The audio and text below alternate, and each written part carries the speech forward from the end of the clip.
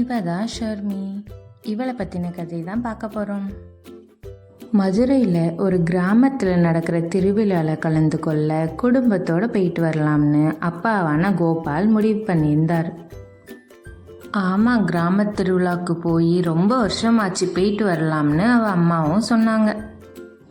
அப்போ ஷர்மி சொல்கிறா, எனக்கு கோவில் திருவிழாவுக்கு கிராமத்துக்கு வர சுத்தமாக விருப்பமே இல்லை. நான் இந்த லீவுக்கு சென்னை சுற்றி பார்க்கலாம்னு இருக்கேன் என் ஃப்ரெண்ட்ஸோட. அப்போ லக்ஷ்மி அம்மா சொல்கிறாங்க, அடுத்த வருஷம் காலேஜ் சேர்ந்துட்டேன்னா 4 வருஷம் ஊருக்கே வர முடியாது. தாத்தா பாட்டியும் உன்னை பார்க்க ரொம்ப ஆசைப்படுறாங்க. அதனால இந்த வருஷம் கட்டாயமாக ஊருக்கு போய் தான் ஆகணும்னு சொல்லிட்டாங்க. இதை கேட்ட ஷர்மி சோகமாக அவ ரூமுக்கு போயிட்டா. மறுநாளே எல்லாரும் திங்ஸ் எல்லாம் பேக் பண்ணி வச்சுட்டு ஊருக்கும் கிளம்பிட்டாங்க. ஆனால் ஷர்மி மட்டும் கோபமாகவே உட்காந்துட்டு இருந்தா ட்ரெயினில். கிராமத்துக்கும் வந்துட்டாங்க. கிராமத்தை பார்த்த உடனே ஷர்மிக்கு ரொம்ப ஆச்சரியமாக இருந்துச்சு. ஏன்னா இவ்வளோ அழகான கிராமத்தை அவள் பார்த்ததே கிடையாது. அவளை சுற்றி அழகான பூக்கள், நிறைய மயில்கள், பார்க்கவே ரம்மியமாக இருந்துச்சு. போகிற வழியில் அழகான தென்னந்தோப்பு, மாந்தோப்புன்னு பார்க்கவே இயற்கை அவளை அப்படியே சூழ்ந்து இருந்தது. வீட்டுக்குள்ளே வந்த உடனே பாட்டிக்கும் தாத்தாவுக்கும் ஷர்மியை பார்த்து ரொம்ப சந்தோஷம். ஷர்மியும் பாட்டியும் தாத்தாவுக்கும் வணக்கம் சொன்னான். ஷர்மிக்கு கிராமத்து சூழ்நிலை சுத்தமாக பிடிக்கவே இல்லை.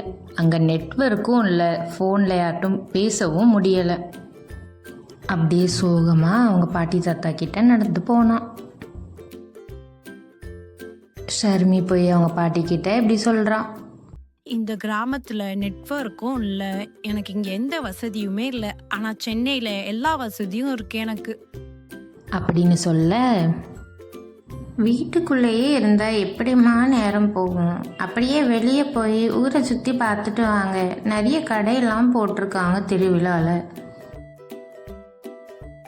அப்போ அங்கே, அடடா, நீங்கள் இன்னும் சப்ஸ்கிரைப் பண்ணலையா? சப்ஸ்கிரைப் பண்ணிவிட்டு நம்ம கதையை கண்டினியூ பண்ணலாமா? ஷர்மியோட மாமா பொண்ணு வந்தா. அவளுக்கு ஷர்மியை பார்த்து ரொம்ப சந்தோஷம். ஆனால் ஷர்மிக்கு அப்படியெல்லாம் இல்லை அவளை பார்த்து. அப்படியே 2 பேரும் கடை வீதிக்கு வந்தாங்க. ஆனால் என்ன பேசுன்னு தெரியாமல் 2 பேரும் ஒருத்தர் பார்த்துட்டு நின்றுட்டு இருந்தாங்க. அப்போ ஷர்மி கேட்குறா, எப்படி இந்த கிராமத்தில் இத்தனை வருஷமா இருக்க, எப்படி உனக்கு நேரம் போ?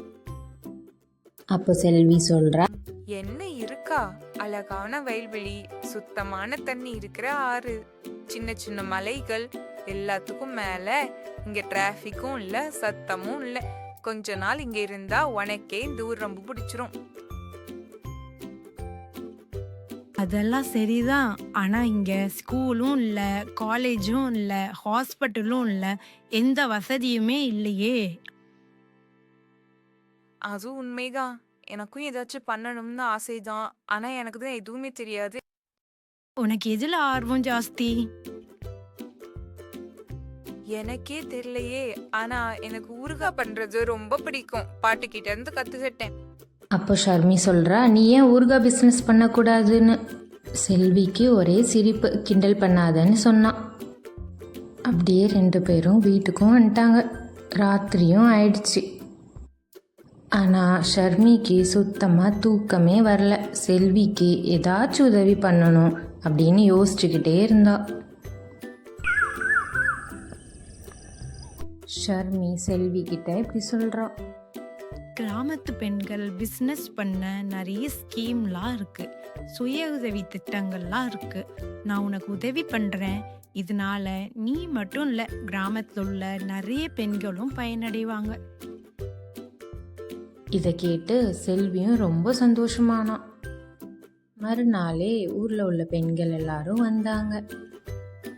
மகிழா உதயம் நிதி ஸ்கீமை பயன்படுத்தி கம்மியான இன்ட்ரெஸ்ட்டுக்கு லோன் வாங்கி பிஸ்னஸை ஸ்டார்ட் பண்ணாங்க.